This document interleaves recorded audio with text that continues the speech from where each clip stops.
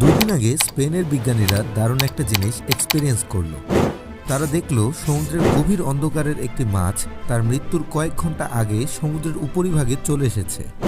মজার ব্যাপার হচ্ছে এই প্রজাতির মাছগুলো কখনোই সূর্যের আলো দেখে না। তারা তাদের সমস্ত জীবন অতিবাহিত করে গভীর অন্ধকারে। সমুদ্রের গভীরের চাপ এবং আলো শূন্যতা এই মাছটির আদর্শ বাসস্থান। কিন্তু এই মাছটি তার মৃত্যুর ঠিক কয়েক ঘন্টা আগে সমুদ্রের ঠিক উপরে যেখানে সূর্যের আলো পৌঁছায় সেখানে চলে আসে। জাস্ট আপনি ভাবতে পারেন সমুদ্রের সেই মাছটির জন্য এই অভিজ্ঞতাটা কেমন ছিল।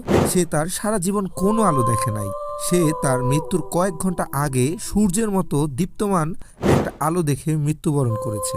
আর ঠিক এই ব্যাপারটাই মানুষের মন কেড়েছে। অনেকেই বলেছে যে জীবনের শেষ মুহূর্তে সে সেই কাঙ্ক্ষিত আলোটাকে দেখলো। আমরা হয়তো অনেকেই এই মাছটির মতো সারা জীবন অন্ধকারেই কাটিয়ে ফেলি। নিজের স্বপ্নটাকে ছুঁয়ে দেখতে পাই না, শুধুমাত্র কমফোর্ট জোন থেকে বের হওয়ার ভয়ে। প্রকৃত কারণ যাই হোক না কেন, মাছটিকে নিয়ে মানুষের এই আবেগ দেখতে ভালোই লাগছে। আপনার কেমন লাগছে?